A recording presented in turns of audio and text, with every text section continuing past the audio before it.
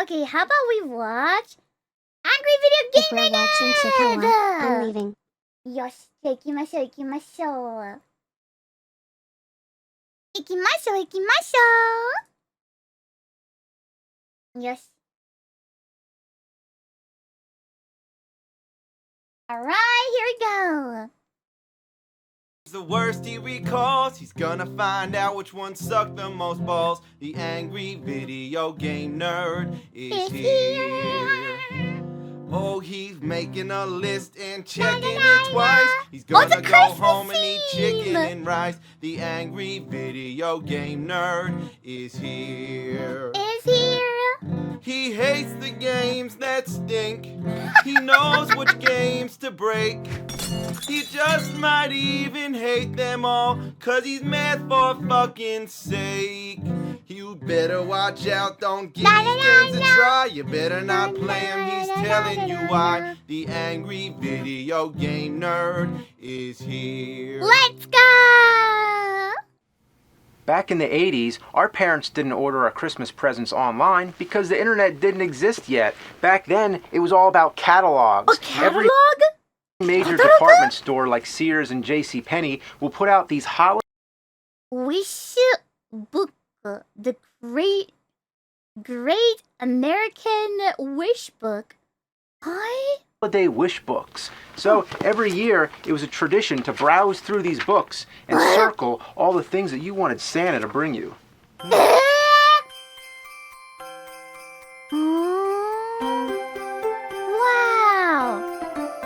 So oh my god, there's so many toys that you can pick from. Everything you could 日本は possibly チラシなんだ。 imagine was in these books. There were video games, of course. You'd see all kinds of crap like the Rollin' Rocker and Dr. Jekyll and Mr. Hyde for $39.87? That's criminal. Speaking of prices, it's funny that at some point the NES and the Atari 7800 were both the same price. For the 7800, it says it has super responsive joysticks because they knew the Atari 5200 controllers were pieces of shit. Yeah, having a responsive controller is kind of a necessity, wouldn't you say? Also, Super 8 cameras and VHS cameras coexisted. What the heck is that? A new VHS camera could cost $1,000. What the heck? Wait, isn't that something like a TV crew or someone who has it? こんなんさ、なんかテレビ局の人が持ってるようなカメラじゃん。Yeah, like this kind of a camera, a TV crew has it, isn't it? That was for home, for family? やば。 Bucks. Yeah, being able to record yourself with actual footage was a luxury. $9,900? ちょっと待って、ってことは、100ドルで1万円ぐらいだから、10万近くしたってこと？ Holy fuck, that's so expensive! What the heck? My family always had to rent one. There were action figures, you had Ninja Turtles, Inhumanoids, the real Ghostbusters, as well as the other Ghostbusters that nobody gave a shit about. There was the giant G.I. Joe aircraft carrier, all kinds of toys, everything. You can tell that the people who photographed these action figures didn't know anything about them. Like, why is Lion-O and Mumra riding together in the Thunder Tank? And why is laser spelled with quotes? Did Dr. Evil write this? Laser. I can't do these books justice. I highly recommend that if you can find one of them, take a look through. It's really a trip. When I say everything was in these books, I mean literally everything.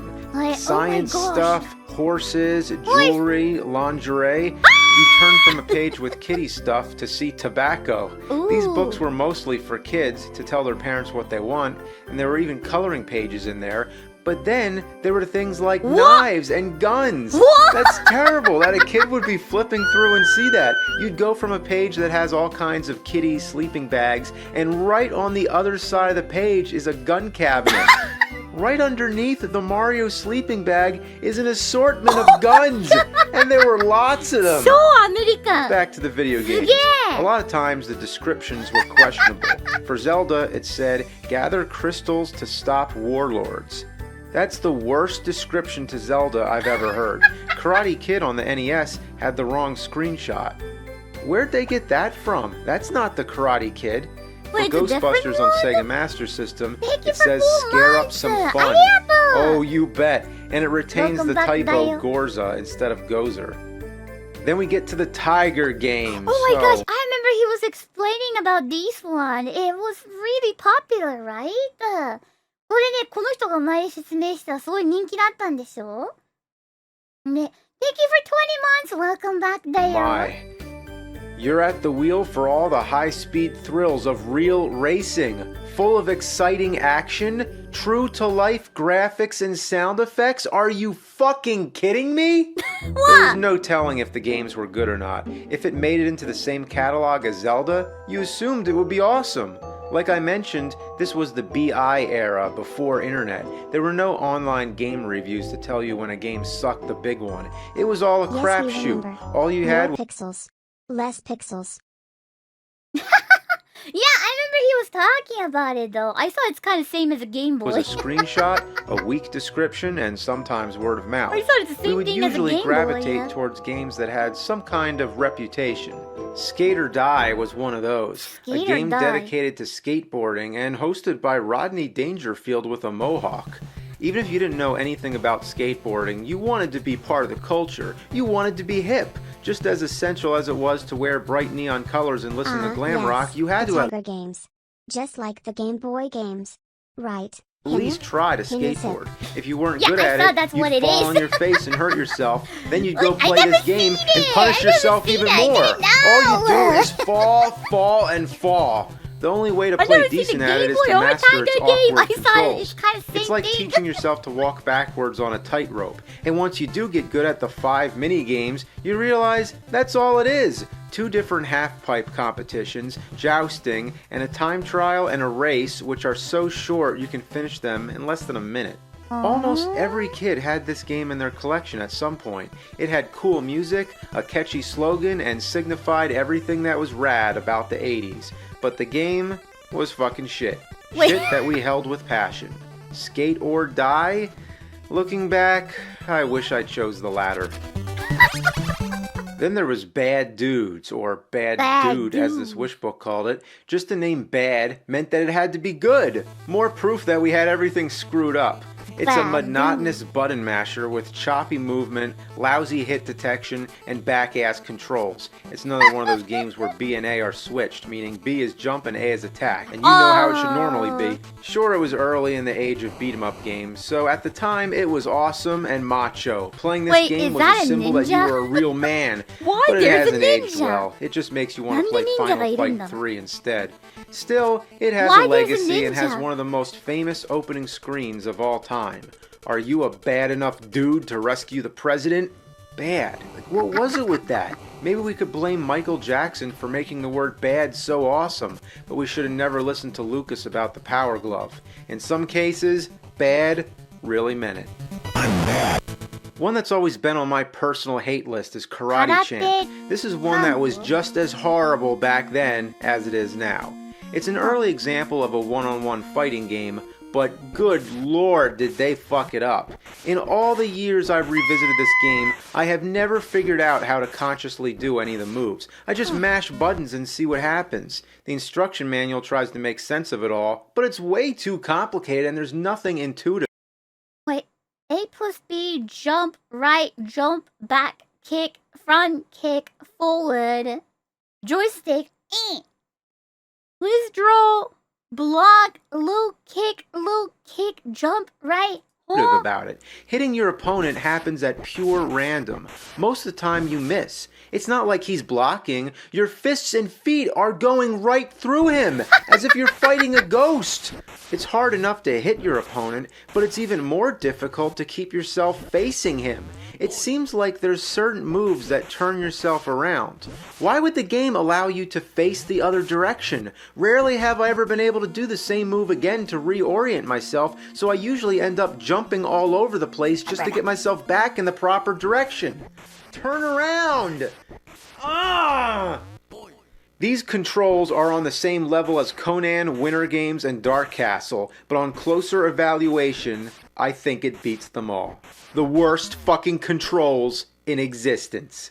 And there's no variety, except for a bonus stage where all kinds of shit flies at you. It's a hopeless situation. Other than that, you fight the same opponent the whole game. In fact, there's no difference between the two characters. It's the same guy fighting the same guy for all eternity. Sure, the backgrounds change, but it doesn't affect the gameplay at all. Even the characters don't seem to exist in the same dimension as these backgrounds. No matter the perspective or the lighting condition, they remain unchanged. How a piece of junk like this got released will always be a mystery. Even as a rental, it was a waste of time. Well, in the tradition of wish lists, my fans have had a wish list of their own of games they've been wanting me to cover. So it's time to answer some of those requests. Let's reach into the stocking, dig underneath the lumps of coal, and go straight for the shit nuggets. The request I hear all the time is the bad Sonic the Hedgehog games. What bad Sonic games? The Sonic the Hedgehog games were awesome! It was Sega's flagship franchise. Even though it didn't have as much variety as the Mario games, it made Nintendo fans turn their heads. Sonic 2 was the game that made me buy a Sega Genesis. These games boasted fast-scrolling action, colorful graphics, and delightful music. The character was hip and cocky, and it was so much fun to make him run and bounce all over the place. So what are all these bad Sonic games that everyone's talking about? Well, I took a deeper look. Here's Sonic Blast on Game Gear. There's no blast processing with this one. Come on! Sonic Blast? Should have been called Sonic Slow Ass. Not much else to say, just a poor man's version of Sonic. Then there's Sonic Labyrinth. This one experiments with a 3D perspective, but fails. The controls are messy, Sonic's walk is tedious, and doing the spin move only sends him ramming into a wall, unless you get it down just right. Anyway, these are portable games. What do you expect? This is back when the convenience of taking a game with you on a trip often meant compromising its playability. And also, I ordered a matcha Then there's Sonic latte R on the too. Sega Saturn, which I've also been told is terrible. I bet it's good. Oh man, they're right. It's basically a racing game, sort of a shitty version of Mario Kart. The steering is so unresponsive that I can barely stay on the track. Oh, come on! And I'm always afraid that it's going to glitch out, that I'm going to fall through the boundaries and into the unprogrammed area of limbo. Another one I've been told about is Sonic Shuffle on Dreamcast. That's right, the last of the Sega consoles, and a good console to go out with. But the same can't be said for this game. After you get through about 10 minutes of story footage and tiresome load screens, the game finally begins, only to bombard you with more text. So that's Just the as I last thought, one. it's a board game video game, with some mediocre mini-games in between Wait, this is players' Mario turns. Party! Basically, Mario Party! this is Sega's take on Mario Party, but is! unfortunately didn't turn out as well. Oh. Another big request is Shadow the Hedgehog on the Nintendo GameCube. A Sega game on a Nintendo console? I have never played this game, but I heard the music and it's so good. これさ、遊んだことないんだけど、なんかすごい楽曲がめっちゃかっこいいんだよね。Yeah, the music is so cool. Cats and dogs living together, mass hysteria! Sega and Nintendo were the biggest competitors of my generation, but times have changed. I don't even know who Shadow is, and when did characters in Sonic games start carrying guns? Once again, you have to sit through a movie before the game starts. It's pretty spectacular, but why is it always like this now? Is that what kids do nowadays? Sit around and watch video games? You take control of Shadow, with Sonic following behind. You run, you jump, you shoot. It's pretty self-explanatory. I think it's much more fun than the other games, but I find it a little tough to avoid losing my rings all the time. This homing attack tends to get me killed, and I keep falling down pits. Every time when I see the character from Sonic losing their rings, it reminds me there's a parody from Smosh, I guess? Yeah, it was Smosh that... It was a parody video about what if the game is real, in real life like that. And then there was I guess, robbery. Those guys were beating up Sonic to get a rings from him, and then they're like keep beating the Sonic up and saying, hey, he's not giving us a ring anymore. He's just bleeding like that. Oh my god. Other than that, I don't have much to say about it. I feel like I just awoke from a frozen sleep. Last I knew, Sonic games were in 2D, Nintendo and Sega were rivals, guns were for Contra, Sonic's nemesis was called Dr. Robotnik, now he's going by Dr. Eggman, Diddy Daddy, villain formerly known as whatever. What the hell happened here? This is about as new as I'll go. Sorry, I'm going back to NES. That's what I know best. One of my biggest NES requests since day one is Where's Waldo? First, you have to be familiar with... Oh my god, I remember this. I read the book. It was in my school though. I read a book about this one. Of course, Woody. They were incredible. As a kid, I stared at these pages for hours. I know this one too. Illustrations were amazing, and there was so much going on, it could keep your eyes busy exploring for a long time. Of course, the objective was to find Waldo amongst other hidden things. Well, how do you take this and turn it into an NES game? This is what happens. It's as if the pages of the book have been chewed up, digested, and shat out an 8-bit ass. How can you find Waldo in this? Where the fuck is Waldo? He doesn't even know where he is. And that's all you do. You just move the square around the screen and hit the button if you think Waldo is in that area. Even when I do find him, I still don't know which one he's supposed to be. Me too. It's really not hard anyway. You can just keep trying every space on the screen until you win. The only thing that happens if you pick the wrong area, you lose time on the timer. But it still seems like a better option to guess your way through the game rather than actually trying to find Waldo with your own eyes. In between the stages, you're forced into watching Waldo walk from one place to the next. And he never walks in a straight line. He just wanders all over the place, like he doesn't have a clue where he's going. Why do we need this cutscene anyway? Couldn't we just go straight to the next stage? So slow too. There's a few stages that are different, like finding Waldo in the dark, a crappy slot machine, and one of those indescribable shit shows that reminds me of that part in Terminator 2 on Game Boy where you have to connect the wires, or that fucking nightmare in Bill and Ted. And once you've completed all the stages, Waldo goes to the moon and the game's over. I finished the whole game in 6 minutes. What? 6 minutes? Imagine buying this piece of shit for $50. Nowadays, releasing a game this short would never be excusable. Well, anyway, we have a lot more games to get through, so stay tuned for part 2. I'm gonna go get the game. Oh my gosh! 6 minutes? He's playing some games, the worst he recalls. He's gonna find out which one sucked the most balls. The angry video game nerd is here. What a shitload of Another fun game that I've gotten requests up the ass for over the years is A Boy and His Blob. Here's the thing about it, I don't consider it a bad game, but I can understand why many would find it frustrating and boring. You control a boy and the blob character follows you around. You have a supply of jelly beans that if you feed to the blob, they all turn them into different kinds of tools. The whole fun of the game is figuring out what tool works best in the situation. I know it's annoying that the jelly beans don't even tell you what they do, but soon you catch on to the game's humor. For example, an apple jelly bean turns the blob into a jack. Get it? Applejack?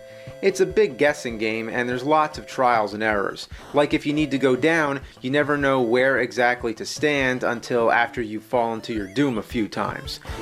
The music is monotonous, there's not many enemies, there's lots of tedious running around, but it has a unique charm. I like the puzzle solving, and that blob is a cool little guy, obedient like a dog. The game may be flawed, but the creativity and originality shines through. The Three Stooges. This has always been a huge request. I've dreaded this moment for a long time. Ghostbusters 2? We're in the wrong game. Hey, this looks like a kid's game. Now that's funny. You imbeciles. I've always been a big fan of the Three Stooges, but the game's charm ends right after the title screen.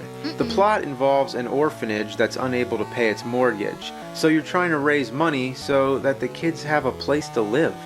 That's sad. That's not a fun video game concept. It takes the idea of something that's too real. The game itself is nothing more than a bunch of mini-games. You have no control over which one you play. You can't cancel them. Whatever you land on, you're forced to play it, and you can get the same one over and over again. It always seems like I end up getting the one where you eat the live oysters. All you do is move the spoon and scoop up the oysters. The spoon moves way too slow. It doesn't give you enough time before the oysters disappear and Curly makes an obnoxious sound. Even your god I can't even describe how much this this all irritates me. I'm sick of playing it. I'm sick of looking at it. I hate staring at those oysters. They don't even look like oysters. They look like assholes. I'm not even trying to be funny. They really look like dogs' hairy assholes rising in the stew. What else could it look like? Then there's the part where you're in the hospital collecting red crosses. Mindless, but playable. There's the classic pie fight and the slapping thing. Self-explanatory enough. I don't know what all that shit is at the top. If it wasn't there, I assure you I wouldn't be confused. This is what you'd expect to see from the Three Stooges, but obviously the whole game couldn't just be the Three Stooges slapping each other in the alley the whole time. So they tried to give it some variety. The best part is the trivia.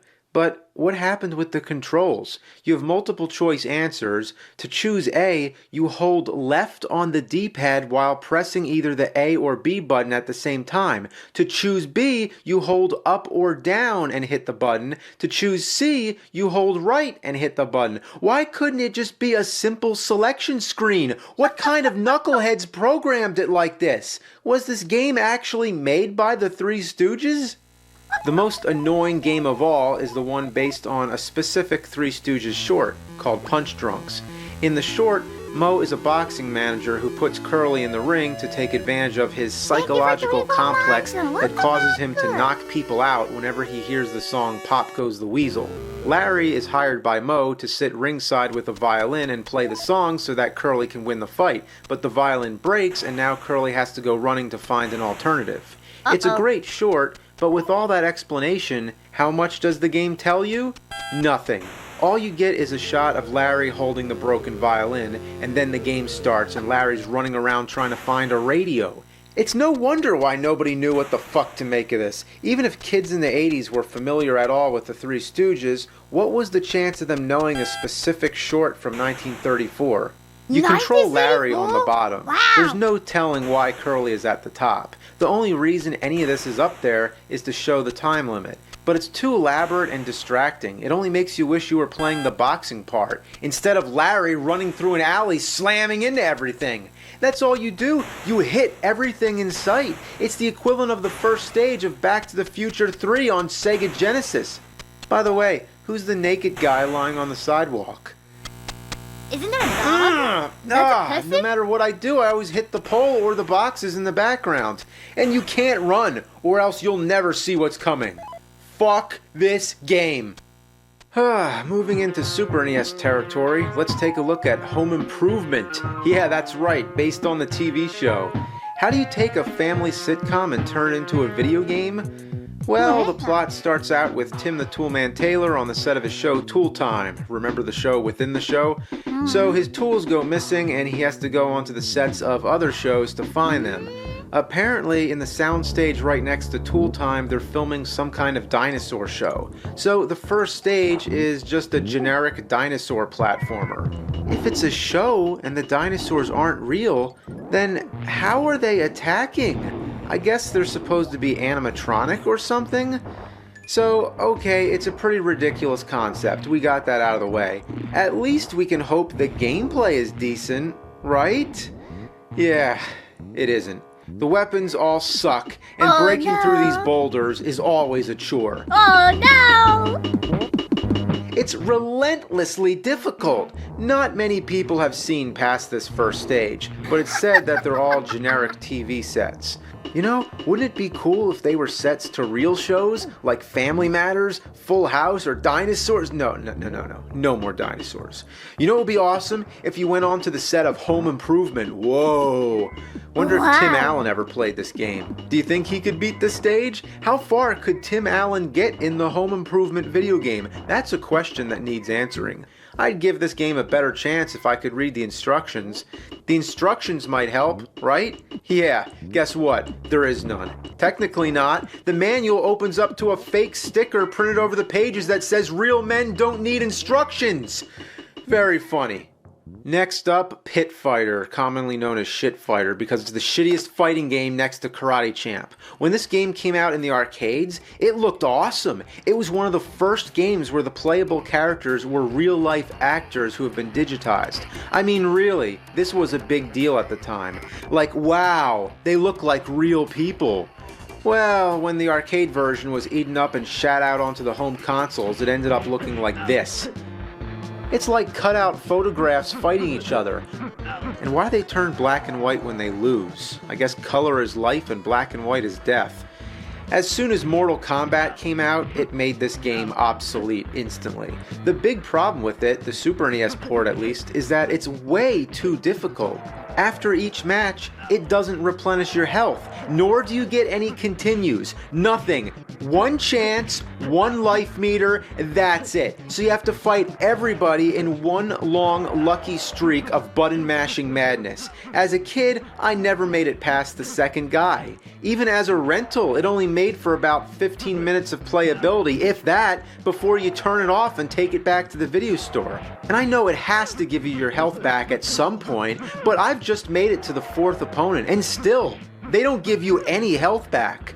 This is the worst Super NES game I've ever played. Worse than Super Noah's Ark 3D, worse than Shaq Fu, worse than Wizard of Oz, worse than Lester the Unlikely. I'm dead fucking serious.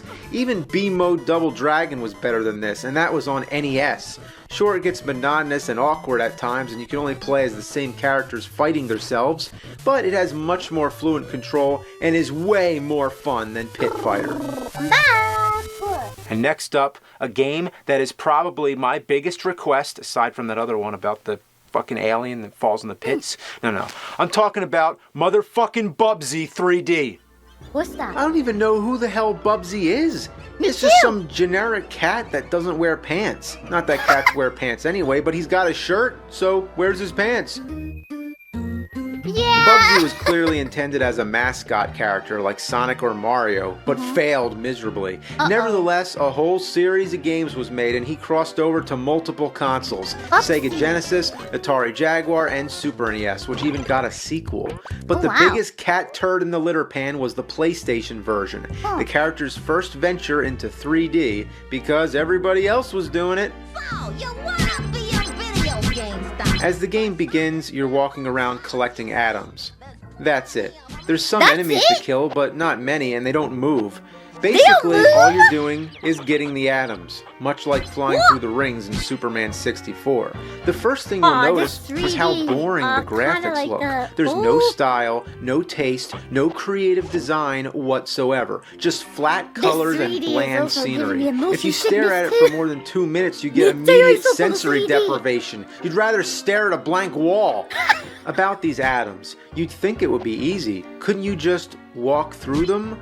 Like Sonic or Mario going through coins or rings? No, you can't. To move, you're not allowed to simply hold the D-pad or joystick in that direction. Why? No. You have to painstakingly turn yourself from a standstill and then move in the direction you're facing. Oh my gosh! Pain だよ! When trying to do something as simple as getting the items is a chore, then you really have a problem. It gets even worse when you're trying to jump on enemies. Every time you leap, the camera goes into a downward angle. In fact, you can't control the camera at all. It usually locks into whatever direction you're facing, which may have seemed self-explanatory to the developers, but 3D games don't work that way. You need to control the camera. And whenever you get hit, the camera spins around to face you, which only causes you to get disoriented and get hit again. It would be just as much fun to sit in a swivel chair while someone spins you around and keeps punching you in the face. That's what playing Bubsy 3D is like. Like getting punched on a swivel chair. This seems as if it was the first 3D game ever made. But Super Mario 64 came before this, and that played perfectly. What happened here? Even the blocks look like you can carve them out to make an N64 logo. Maybe it's just that I have Super Mario 64 on the brain because that's what I'd rather be playing. And to be even more annoying, Bubsy keeps talking. Oh, look! An arrow! Aren't these game designers wonderful? Yeah, I bet they thought they were clever. Overall, this game just feels unfinished. And what I really mean is that it's like it was barely started at all. I thought this was a prototype of some sort, not an actual finished game that got released in stores. It's a pile of junk. Most of the games I own are junk. I'm hoarding junk. I surrounded myself with fucking garbage. Alright, one more game and then it's happy holidays and good fucking night. Let's end with Spider-Man Maximum Carnage on Super Nintendo. Everyone says I should play this one, as if I haven't already played enough Spider-Man games. They're all terrible, but maybe this one's okay. After all, I'm not sure how I missed it because it's one of the only Super NES games that's red. Anyway, let's give it a try. It's not Venom? Well, the comic book cutscenes are quite nice. The gameplay, well, it's a beat-em-up game. Monotonous, but fun. The controls are responsive, and the hit detection works fine. The sound effects are good. The punches and grunts you hear all lend themselves to the fun, stress-relieving nature of these kind of games. It just feels good when you hit things. You can climb up on buildings, which offers some variety and breaks up the monotony. It can be a little frustrating, but not too bad. And the music is upbeat and energizing. What the heck is that? There's another Spider-Man? And what do I hear? Wait! There's another Spider-Man! It's the Mob Rules by Black Sabbath! I don't mean it just sounds similar. It's the same song, just a 16-bit rendition. It even does the solo.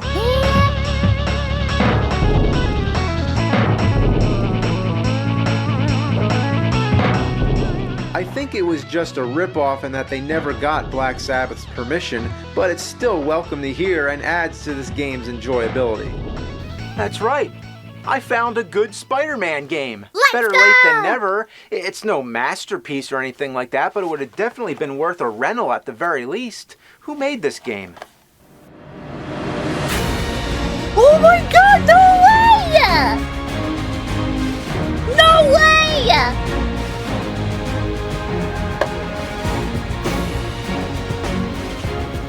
God. Oh my god. Oh, it's a Christmas miracle! They did it! They pulled through! Oh my god! They made a game! It's not a steaming pile of fucking shit! Oh my god! They did it! They made a game! That's not shit! I found the gold at the end of the rainbow. Oh, maybe it's not gold, maybe it's bronze or something, but they made a game! It's not shit! It's not shit! Yay!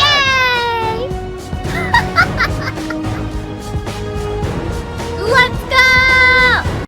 They did it! Yeah, every game he introduced in the video that it games by AVGN, he was saying it's all bad shit, and he explained it. Yeah, I agree with him. But they did it! It's a Christmas miracle, Dale. Christmas miracle!